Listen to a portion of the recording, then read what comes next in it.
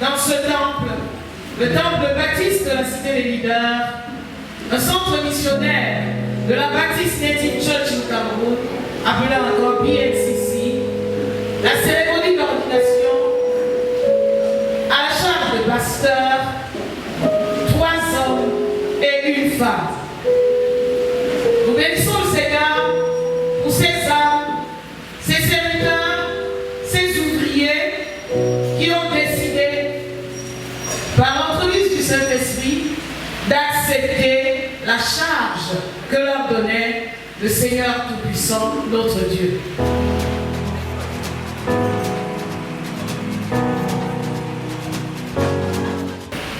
Seul Jésus est digne de louange et digne de nos acclamations. Alors, pour Jésus-Christ,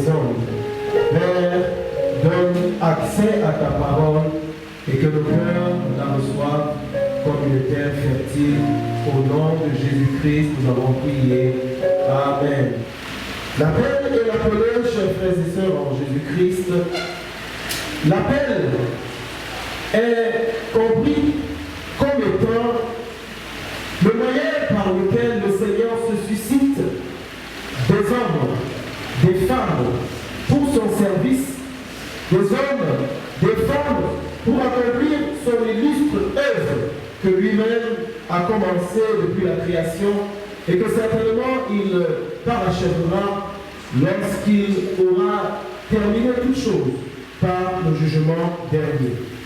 Plusieurs ne s'en rendent peut-être pas compte. Et le premier prédicateur, c'est Dieu lui-même. Et quand nous nous référons au texte de Genèse, au chapitre 1er, il est écrit, au commencement Dieu créa le ciel et la terre. La terre était alors en forme vide. Il y avait des ténèbres à la surface de l'abîme. Et l'Esprit de Dieu se mouvait au-dessus des eaux. Puis Dieu dit que la lumière soit. Et la lumière fut. Dieu dit que la lumière était bonne. Et Dieu sépara la lumière avec les ténèbres. Dieu appela la lumière jour et il appela les ténèbres nuit. Ainsi, il y a un soir, il y a un matin, ce fut le premier jour. Dieu dit qu'il y a une étendue entre les eaux et qu'elle sépare les eaux avec les eaux. Et Dieu fit l'étendue. Et il sépara les eaux qui sont au-dessous de l'étendue d'avec les eaux qui sont au-dessus de l'étendue. Et cela fut ainsi. Dieu appela le temps du ciel. Ainsi, hier soir, hier matin, ce fut le second jour. Dieu appela de cette terre et l'appela là-bas. Dieu dit que les eaux qui sont au-dessus du ciel se rassemblent à un seul lieu et que le ciel paraisse. Et cela fut ainsi. Dieu appela le ciel terre et il appela là-bas les eaux mer. Dieu dit que cela était bon. Puis Dieu dit que la terre produise de la verdure, de l'herbe portant la semence, des arbres fruitiers, donnant du fruit selon leur espèce, et ayant en eux leur semence sur la terre. Et cela fut ainsi. La terre produisit de la verdure, de l'herbe portant de la semence, selon son espèce, et les arbres donnant du fruit, et en est la semence, selon leur espèce. Dieu vit que cela était bon. Ainsi, le soir et le matin, ce fut le troisième jour. Dieu dit, qui est le luminaire dans l'étendue du ciel, pour séparer les eaux, pour séparer le jour avec la nuit, et que ce soit des signes pour marquer les époques, les jours et les années, et qui servent de luminaire dans l'étendue du ciel pour éclairer la terre, et cela fut ainsi. Dieu fit les deux grands luminaires, le plus grand luminaire pour présider au jour et le plus petit luminaire pour présider à la nuit. Il fit aussi les étoiles. Dieu les plaça dans l'étendue du ciel pour éclairer la terre, pour présider au jour et à la nuit, pour séparer la lumière avec les ténèbres. Dieu vit que cela était bon. Ainsi, un soir, hier matin, ce fut le quatrième jour. Dieu dit que les eaux produisent à l'abondance des animaux vivants et que les oiseaux volent sur la terre vers l'étendue du ciel. Dieu créa les grands poissons et tous les animaux vivants qui se lèvent et que les eaux produisirent en abondance selon leur espèce. Il créa aussi tout poisson ailé selon son espèce. Dieu vit que cela était bon. Dieu les bénit en disant, soyez féconds, multipliez et remplissez les eaux des mers et que les oiseaux multiplient sur la terre. Ainsi, hier soir et hier matin, ce fut le cinquième jour. Dieu dit que la terre produise des animaux vivants selon leur espèce, du bétail, des reptiles et des animaux terrestres selon leur espèce. Et cela fut ainsi. Dieu fit les animaux de la terre selon leur espèce, le bétail selon son espèce, et tous les reptiles de la terre selon leur espèce. Dieu vit que cela était bon. Puis Dieu dit, faisons l'homme à notre image, selon notre ressemblance, et qui domine sur les poissons de la mer, sur les oiseaux du ciel, sur le bétail, sur toute la terre, sur tous les reptiles qui rampent sur la terre. Dieu créa l'homme à son image, il le créa à l'image de Dieu, il créa l'homme et la femme. Dieu les bénit et Dieu leur dit, soyez féconds, multipliez, remplissez la terre et la assujettissez, et dominez sur les poissons de la mer, sur les oiseaux du ciel, sur tout animal qui se meut sur la terre. Parole du Seigneur. Chers amis, pourquoi le prétexte d'une si longue lecture en un jour comme celui-ci? Parce que, comme nous l'avons dit à l'entendre le propos, Dieu est le premier prédicateur. Et ce que nous lisons dans les Saintes Écritures est en réalité le théâtre même de la prédication. Lorsque nous nous souvenons de la parole préambulaire de Jean chapitre 1 et le verset 1er qui nous incite à comprendre qu'au commencement était la parole était avec Dieu et la parole était Dieu. Elle était au commencement avec Dieu, toutes choses ont été faites par elle et rien de ce qui a été fait n'a été fait sans elle. Le mot parole est encore utilisé par verbe ou encore mènera en hébreu.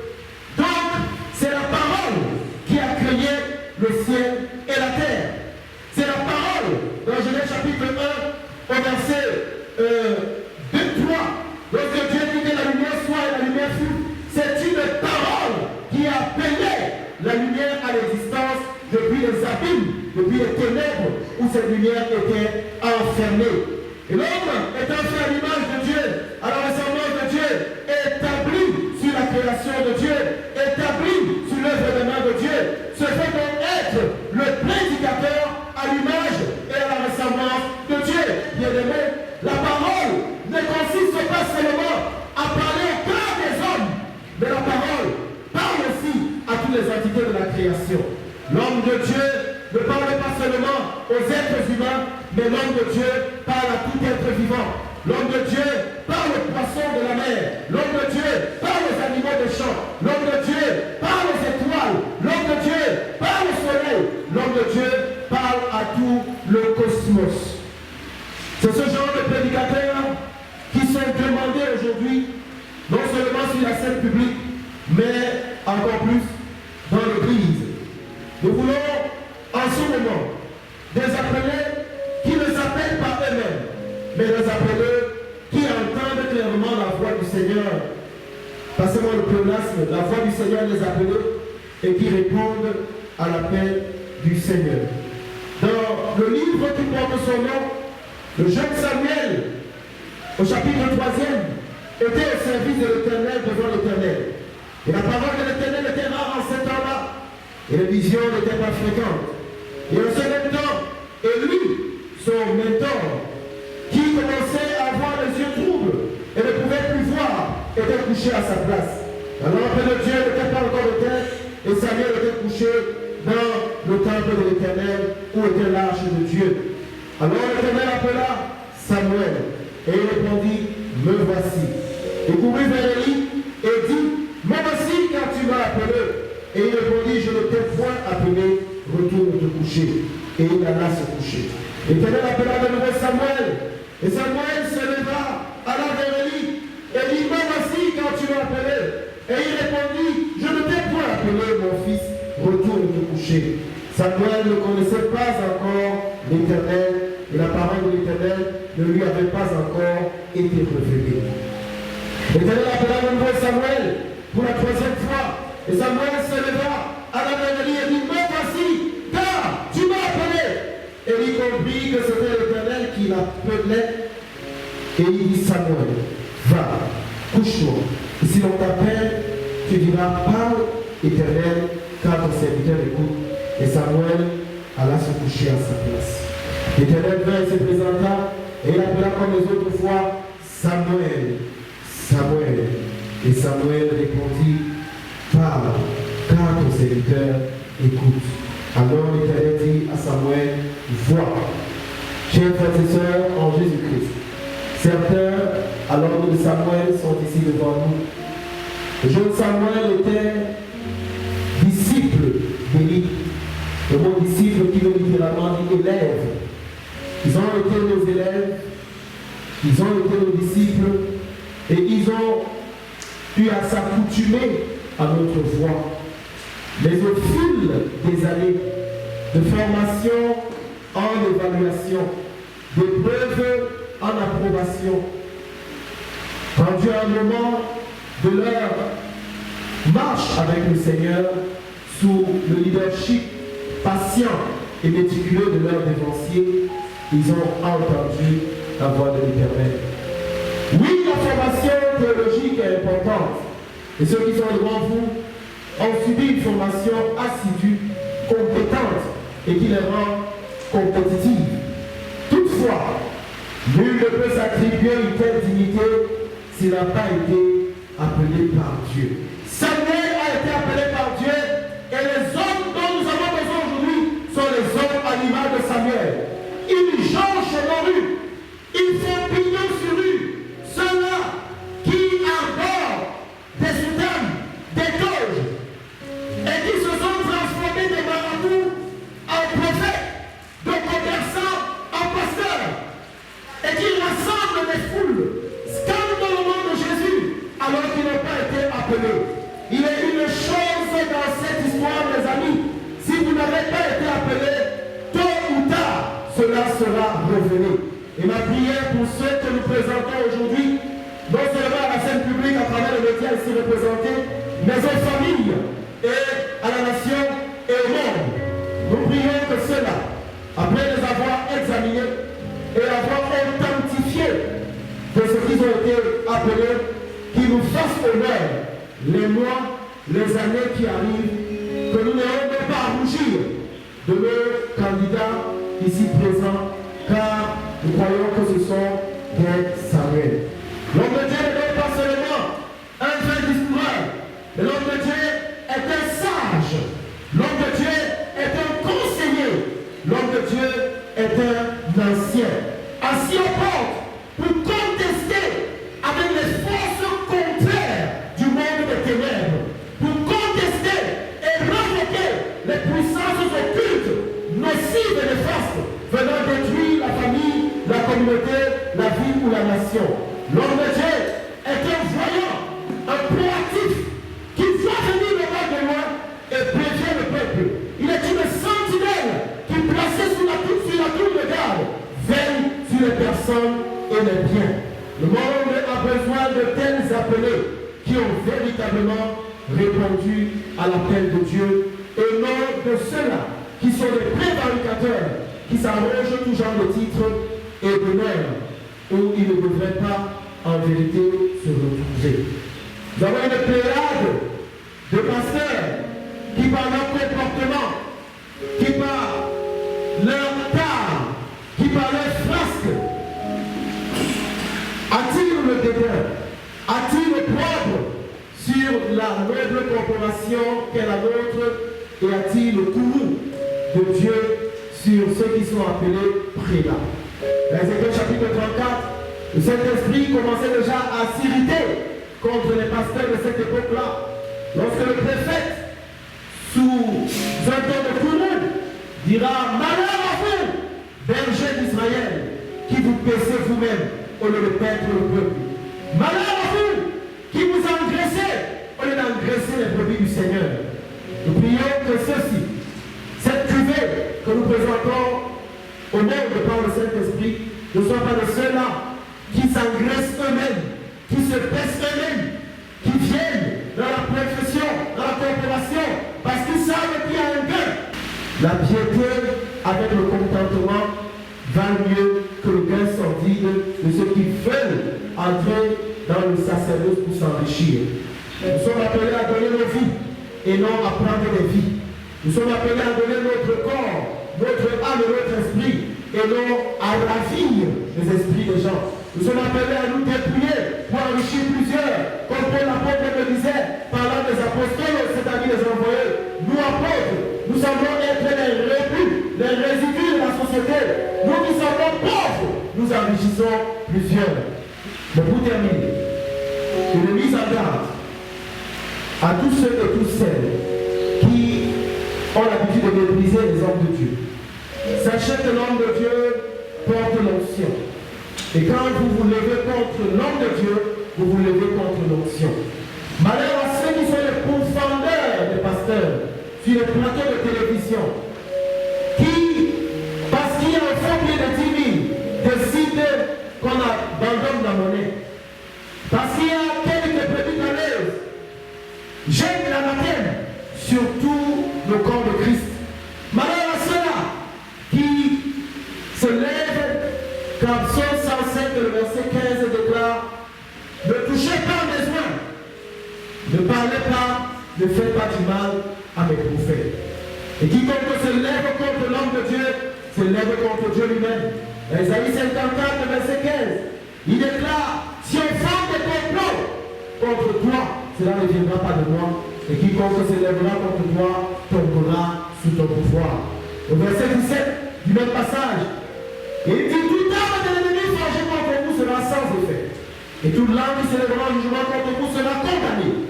Tel est l'héritage des serviteurs de l'Éternel, tel est le salut qui leur vient de moi. » L'homme de Dieu a donc des devoirs, des obligations, elles ont été décrites un peu de propos. Il a aussi des droits dans la société, dans l'Église. C'est pour ça qu'on les appelle les révérends ou les très révérends. Ils doivent être révérés, ils doivent être honorés.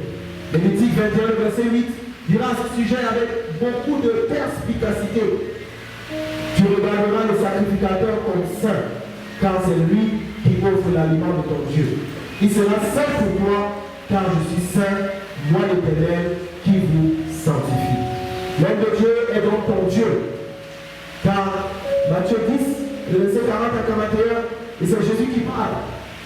Celui qui vous reçoit, me reçoit, et celui qui me reçoit celui qui m'a envoyé. Celui qui recevra un prophète en qualité de prophète, recevra une récompense de prophète. Celui qui reçoit un juste en qualité de juste, recevra une récompense de juste. Car je vous le dis en vérité, celui qui donnera un verre d'eau seulement à l'un de ces plus petits de mes disciples, c'est à moi qu'il l'aura donné. Honorons donc les hommes de Dieu que Dieu a semés parmi nous. Honorons donc les ministres de culte afin que Dieu nous honore en retour. Une nation qui célèbre les prélats, une nation qui respecte les ministres de Dieu, une nation qui honore les hommes de Dieu est une nation qui sera bénie de Dieu.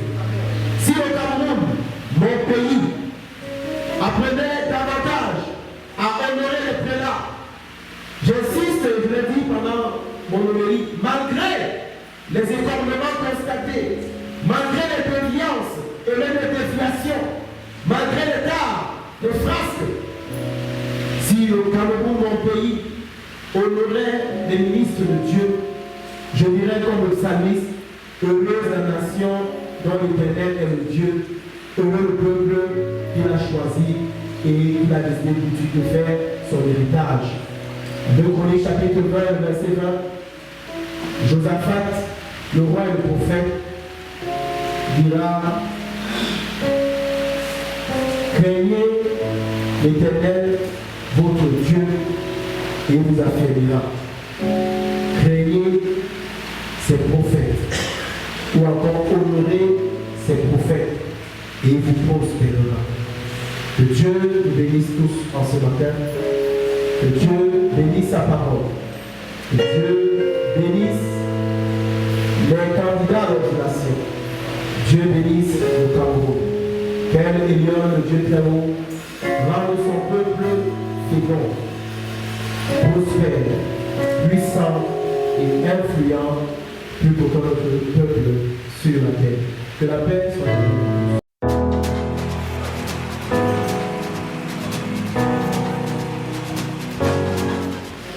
Dans le livre de Jérémie, au chapitre 1er, verset 5, il est dit: avant que je puisse tomber dans le ventre de ta mère, je te connaissais, et avant que tu fusses sorti de son sein, je t'avais consacré, je t'avais établi prophète des nations. Nous vous présentons ce matin ceux-là que le Seigneur a établi dès le ventre de leur maman, comme le disait notre maman, la révérende docteur Sarah Stéphanie Eyoub. Ils sont 4, 2 femmes et 3 hommes. La candidate Bungono Amoubou Linda Besna, elle est née le 30 mars 1984 à Yaoundé. Elle est la fille de Amoubou Besna et de Bonzo Naoui. Bien évidemment, elle est de nationalité camerounaise, célibataire, sans enfant. Elle a obtenu respectivement le BPC en 2003, le probatoire en 2006 et le baccalauréat en 2008. Et poursuivit ses études à l'université de Yaoundé 2, soit jusqu'en deuxième année de droit fondamental. Elle obtient ainsi son entrée en troisième année, ce qui l'amène à flirter avec le monde professionnel à l'entremise de quelques stages en entreprise. Elle effectuera notamment un stage au Fonds national de l'emploi en 2007. Bungono Amoubou Linda Besna est née de nouveau en 2004. Elle reçoit donc son baptême par immersion l'année suivante, c'est-à-dire en 2005, et sera enrôlée tout de suite à l'école du Saint-Esprit pendant 17 ans. Elle commence l'œuvre missionnaire en 2018 et est visionnaire du ministère de la gloire de Dieu révélé, avec pour devise paix, amour et toi. C'est donc une servante de Dieu dévouée et consacrée au service de Dieu que nous présentons en ce jour.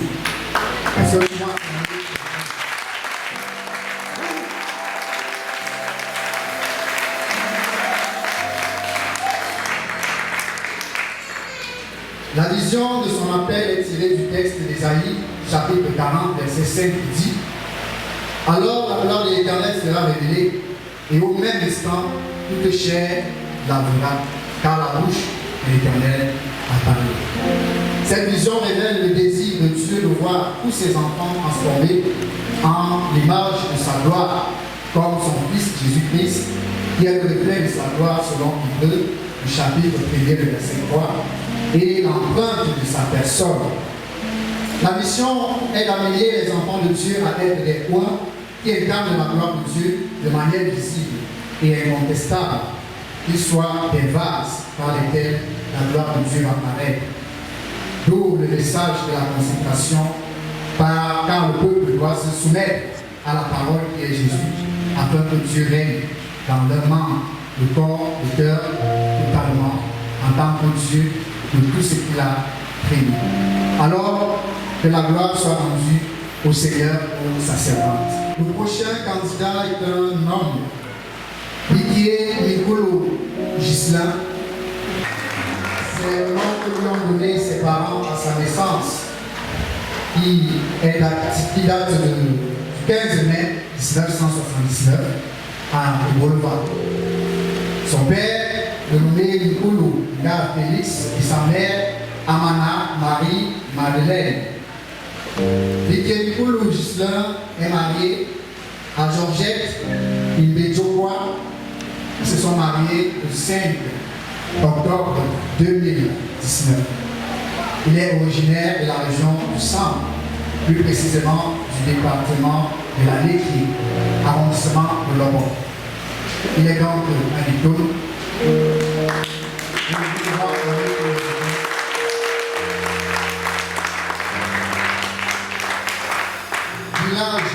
Comme le sac. Son cursus scolaire révèle qu'il a obtenu son CPE en 1991 à l'école publique groupe 1B à Ebolva. Et puis le secondaire il obtient tour à tour le BEPC, le probatoire A4 allemand et le baccalauréat A4 allemand, respectivement au petit séminaire Jean 23 d'Ebolva, au lycée classique et moderne de Bolva et au lycée classique de Bafia. En 2007, il entre à l'ESTIC, l'école supérieure des sciences et techniques de l'information et de la communication, et il sort nanti d'une licence en communication, option, édition, audiovisuelle. 2009, il est étudiant en DEA professionnel en communication, option, communication africaine. Nicolo Gislain est un homme très actif. C'est pourquoi il œuvre dans plusieurs associations. Il est par ailleurs membre de l'OJ RDPC, délégué à la communication, membre des anciens étudiants de l'ESTIC, notable à la chefferie d'Angali Bloc 1, baptisé, communié et confirmé. Et nous le présentons aujourd'hui, pasteur, ce 25 juillet 2021.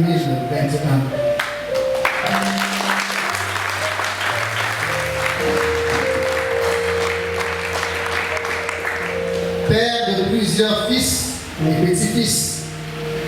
Dans sa vie professionnelle, il a tour à tour exercé à la BBC, chaîne locale de télévision à Ebolva, en 2014. Et la même année, il est représentant de Ariane Télévision pour la région du Sud. L'année suivante, 2015, il représente la télévision panafricaine à Ebolva, toujours, sa ville de résidence. 2016-2018, il est spécialiste en montage des projets piscicoles et agricoles. En un mot, en mille, Didier Nicolo Gislain est une patrie de 6 personnes, est issu d'un homme qui était militaire et d'une maman enseignante. Sa famille est chrétienne et a fait la plupart de ses études à Ebolva, aussi à San, Bafia et Balayo. Il a connu, comme tous les hommes, des joies et des peines durant son enfance, mais ses parents lui ont inculqué l'amour et l'effort jusqu'au jour où il s'est marié avec sa charmante Georgette. Est-ce que nous pouvons voir Georgette? Son devoir de servir Dieu se révéla tout petit, car il a fait 7 ans de petit séminaire, 1 an de grand séminaire, d'où son amour pour le Christ.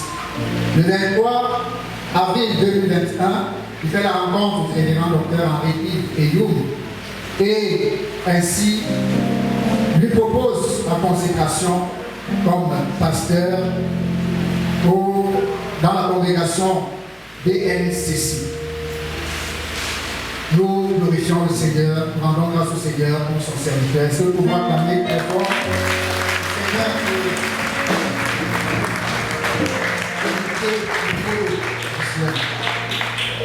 pour le prochain candidat, Wali Nkoulou Landry Amissé.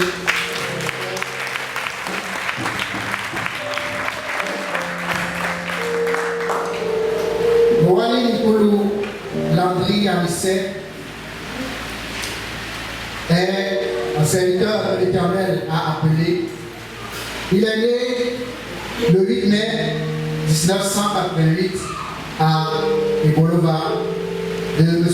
Nkoulou Nga Félix et de Mme Amana Marie Madeleine. Vous l'aurez certainement compris, il est le frère du précédent candidat. Il est né donc à Ebolova, il est fiancé, père de 5 garçons. Il est en école boulot. Né de nouveau en 2008.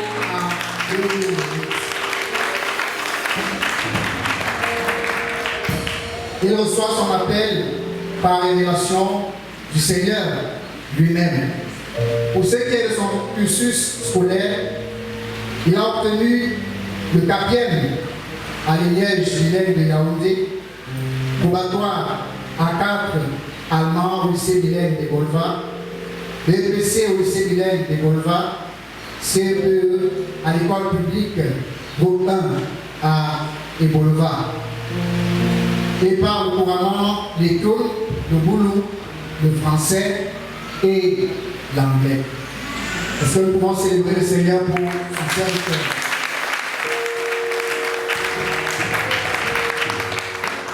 Le 4e candidat, Franck Abondo. Abondo Franck est né le 19 février 1987 à Yaoundé.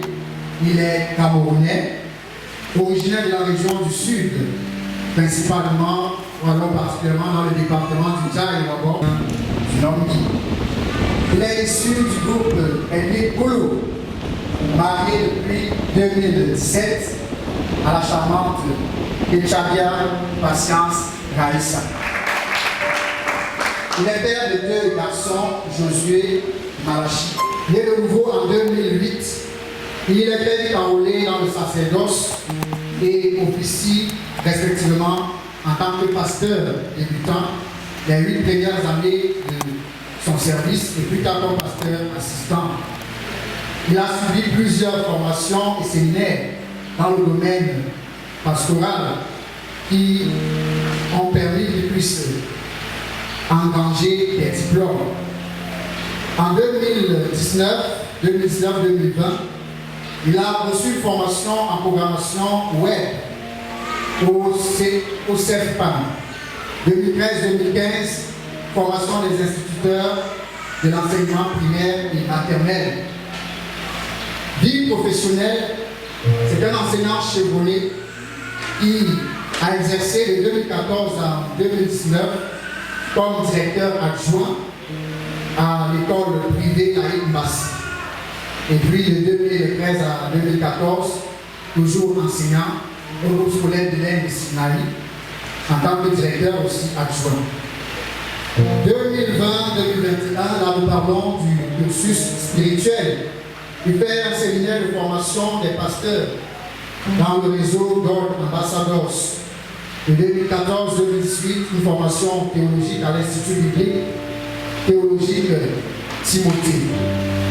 Il est un ancien étudiant de l'université de Yaoundé 1 en maths et info. Il a été dans cette université en 2014 et 2016, après avoir obtenu brillamment son baccalauréat C en l'année scolaire 2020-2021 et un probatoire C l'année précédente. Voilà donc, mesdames, messieurs, présenter le candidat à votre plan. Est-ce que nous pouvons l'année très fort?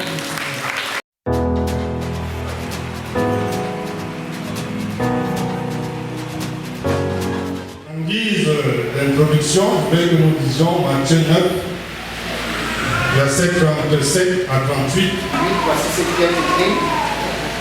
La moisson est grande, mais il y a peu d'ouvriers. Priez donc le maître de la moisson d'envoyer les ouvriers dans sa moisson. Oui, la moisson est grande, mais il y a peu d'ouvriers. Et nous devons prier le maître de la moisson d'envoyer les ouvriers dans sa moisson. Bien-aimés, aujourd'hui, je crois que le maître de la moisson a décidé d'ajouter d'autres ouvriers à sa moisson. Amen. Et chaque fois que j'assiste à l'ordination des serviteurs de Dieu, je me mets toujours à cœur de partager avec eux ces trois principes qui doivent les guider dans l'accomplissement de leur mission. Je voudrais qu'ensemble nous découvrions ces trois mots-clés que j'ai nommés le don, la grâce et la foi. Le don, la grâce et la foi. Pour comprendre le lien qu'il y a entre ces trois mots et les principes qu'ils dégagent, lisons ensemble quelques passages. Premièrement, le don. Jean 3,16 nous dit « Car Dieu a tant aimé le monde qu'il a donné son Fils unique, afin que quiconque croit en lui ne périsse point, mais qu'il ait la vie éternelle. » Bien-aimé, Dieu avait posé un acte, il a donné. Il a fait don de son Fils. Et la cause de ce don, c'était son amour incommensurable pour le monde. Et la finalité de ce don, c'était que le monde soit sauvé. Donc, Christ a été le don de Dieu pour l'humanité. Amen. Éphésiens 4, verset 11, nous apprend que Christ, à son tour, a fait des dons à l'Église. Il a donné les uns comme apôtres, les autres comme prophètes, les autres comme évangélistes, les autres comme pasteurs et docteurs. Oui, les serviteurs de Dieu sont des dons de Christ pour l'Église. Donc ceux qui vont être ordonnés ce matin sont des dons pour le corps. Mais quand on parle de don, c'est quoi un don? Un don, c'est quelque chose qu'on reçoit. C'est un présent. C'est un secours qu'on reçoit. La principale caractéristique d'un don est que c'est une chose qu'on reçoit gratuitement et qui vient répondre à un besoin, à un problème. Le don de Dieu vient donc comme la solution à un problème qui était pendant. Le don de Dieu est une bénédiction. Le don de Dieu est porteur de la parole vie, selon Philippiens 2, versets 15 à 7. Bien-aimé, ce matin, Dieu va établir ses ouvriers comme don, et afin qu'ils puissent être porteurs de bonnes nouvelles, et qu'ils soient porteurs de la parole de vie, qui puissent impacter les vies. Dieu va les appeler à être des dons, pas pour eux-mêmes, mais des dons pour leur famille, pour la communauté, pour la nation et pour le corps de Christ. La deuxième chose, nous allons parler de la grâce. Quand on lit Marc 3, verset 13 à 15, la Bible dit Jésus appela ceux qu'il voulut et il en établit 12 pour les avoir avec lui. Bien-aimé, c'est Jésus qui appelle et qui établit dans le ministère. Et il appelle ceux qu'il veut. Hébreux 5, verset 4 nous dit nul ne s'attribue cette dignité s'il n'est appelé de Dieu, comme le fut Aaron. Donc je voudrais dire à ces serviteurs que c'est par sa grâce que ce matin ils sont faits serviteurs, ils sont faits servants. C'est par la grâce de Dieu que tu es fait un don. Un homme ne peut recevoir que ce qui lui a été donné du ciel. Jean 3, verset 27. Bien-aimé, je vais te dire que tu n'as pas passé un concours pour cela. Cela dépendait uniquement de la volonté de celui qui t'a appelé et qui t'a établi. La Bible nous dit que Christ ne s'est pas attribué cette gloire de devenir souverain sacrificateur, mais il la tient de celui qui lui a dit, tu es mon fils, je t'ai engendré aujourd'hui. Hébreux 7, verset 5. Mais c'est quoi la grâce? La grâce est une faveur imméritée ou une faveur qu'on reçoit sans contrepartie. C'est un don naturel que Dieu nous accorde. Bien-aimé, la grâce vient te qualifier là où normalement tu ne l'étais pas. La grâce vient te rendre apte là où on t'avait déclaré inapte. La grâce vient te repêcher là où on t'avait éliminé. Lorsque nous lisons dans Luc 1, verset 28, la Bible dit que l'ange Gabriel est entré dans une ville dénommée Nazareth et est entré chez une vierge du nom de Marie. Il lui a dit, je te salue, toi à qui une grâce a été faite. Le Seigneur est avec toi. Bien-aimé, quand on parle de Marie, Marie n'était pas la seule fille vierge de Nazareth. Parce qu'à l'époque, être vierge à cet âge, c'était plutôt la reine. Marie n'était pas la plus jolie fille vierge de Nazareth. Mais Marie avait quelque chose qui la distinguait des autres filles. Elle avait trouvé grâce aux yeux de Dieu. Bien-aimé, la deuxième chose donc que tu dois retenir, c'est que tu es sacrificateur par la grâce de Dieu. C'est cette grâce qui t'a sélectionné et c'est cette grâce qui t'a qualifié. La troisième chose, la voix. Bien-aimé, la voix émet des sons. La voix émet des paroles. La voix émet des messages. La voix émet des opinions. Bien-aimé, le don de Dieu est un authentique envoyé de Dieu. Il ne parle pas de lui-même, mais il est le message de Dieu. Lorsque tu es la voix, tu as une mission. Lorsque tu es la voix, tu as un message. Lorsque tu es la voix, tu as une feuille de route. Bien-aimé, Jésus t'appelle pour faire de toi un don, porteur de paroles de vie, porteur de bonnes nouvelles, mais tu ne seras jamais un don que si tu demeures la voix de celui qui t'a appelé. Seul celui qui est la voix est porteur de la parole. Seule la voix apporte de bonnes nouvelles. Seule la voix apporte la vie. Malheureusement, beaucoup d'entre nous ont cessé d'être des voix et sont devenus des échos pour plusieurs raisons. Ils ne connaissent plus alors la pensée de Dieu. Ils ne parlent plus de la part de Dieu. Ils ne portent plus la parole de vie, mais ils sont devenus des gens qui égarent les autres, qui ne conduisent qu'à la mort. Mais à Dieu ne plaise, cela ne sera pas votre cas. Donc à toi qui t'engage ce matin, je voudrais te dire que par la grâce de Dieu, tu es devenu un don, mais efforce-toi de demeurer la voix. Maintenant, vous qui êtes venus soutenir ces gens ce matin, Dieu attend de vous que vous les acceptiez, que vous les souteniez, que vous les appropriez comme des dons, quelque chose qui vous appartient, que vous les aimiez, que vous les honoriez, que vous les compreniez et que vous les aidiez à se maintenir à leur statut de don qui apporte la vie et la joie dans leur cœur. Donc Dieu attend de vous que vous les souteniez. Bien-aimé, ton soutien sera multiforme. Il le sera par tes prières. Il le sera par tes offrandes.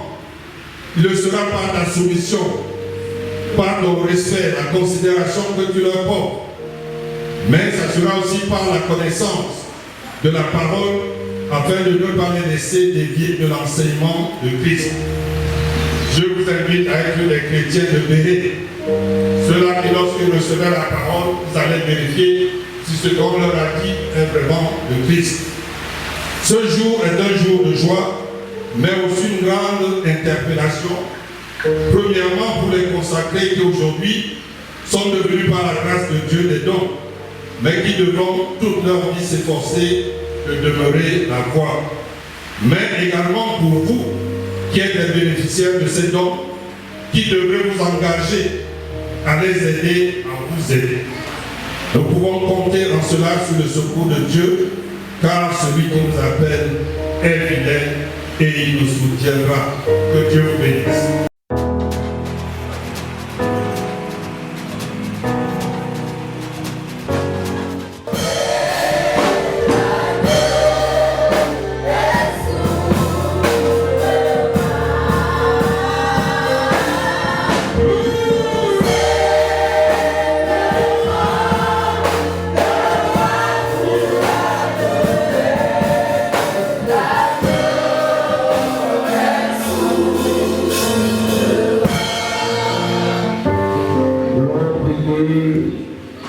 Les candidats d'oublier complètement leurs chaussures et leurs costumes.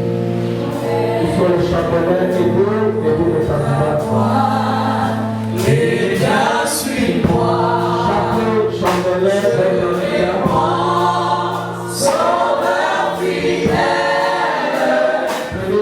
voici, je suis à toi.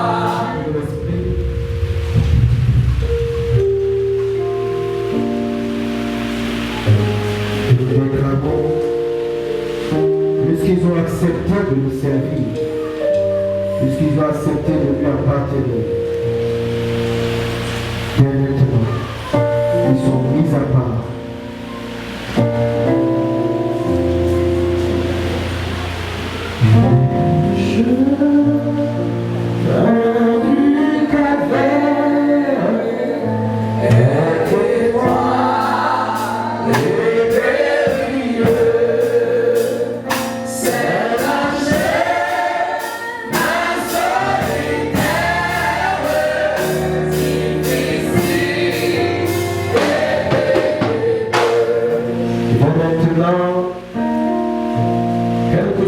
Ce qui était vous avant ce jour. Confiez-le au Seigneur. Nous nous prosternons pour l'adorer, mais nous nous prosternons aussi pour mourir. Nous nous prosternons pour dire que nous ne sommes rien, que nous sommes vides. Nous nous prosternons pour dire que quel que soit ce qui faisait notre orgueil, qui faisait notre gloire, qui faisait notre moi, ce moi-même qui se déplace à l'esprit maintenant.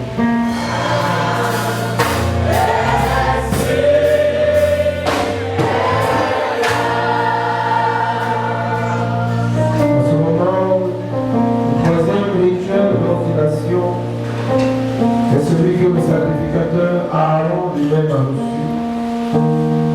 Pendant que nous voyons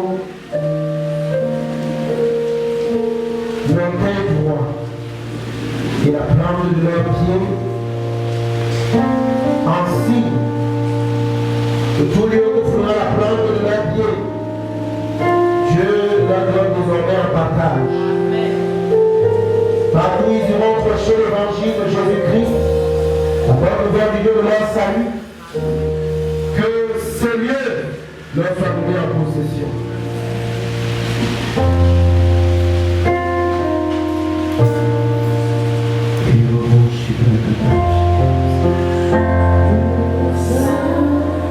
L'Esprit est là, le Saint-Esprit est là, la mort a disparu, Dieu donne un salut, et sur le monde entier. Agis maintenant, agis maintenant, agis maintenant. Que l'esprit entre à partir de Dieu. Que l'esprit entre à partir de Dieu. Que l'esprit entre à partir de Dieu. Il est là, il est là, il est là, il est là.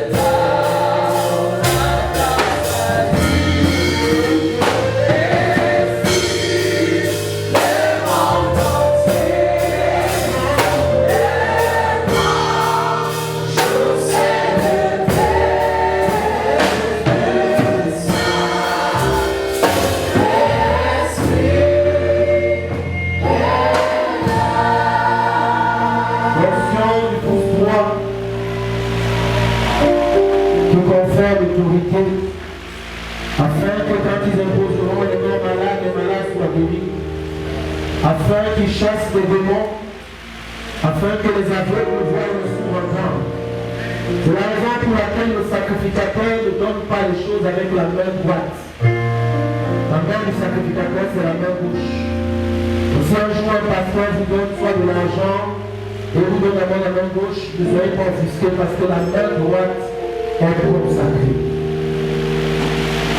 La droite symbolise la puissance, elle symbolise l'élévation, elle symbolise la domination, elle symbolise l'autorité.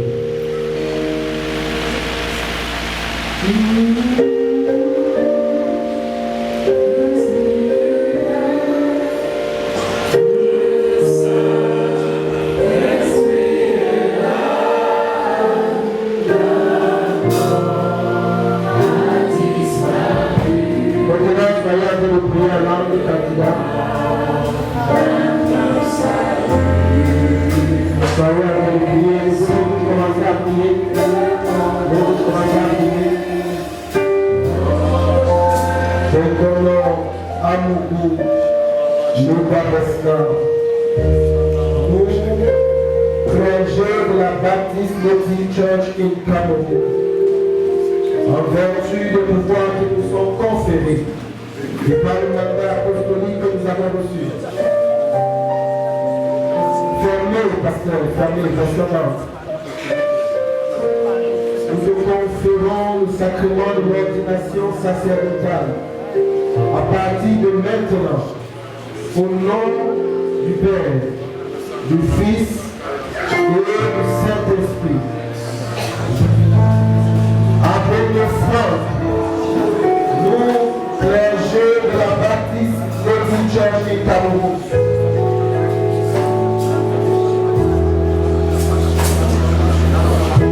en vertu des pouvoirs qui nous sont conférés, et par le mandat apostolique que nous avons reçu de lui, nous te conférons le sacrement de l'ordination sacerdotale à partir de ce jour jusqu'à l'avènement de Christ, au nom du Père, du Fils et du Saint-Esprit.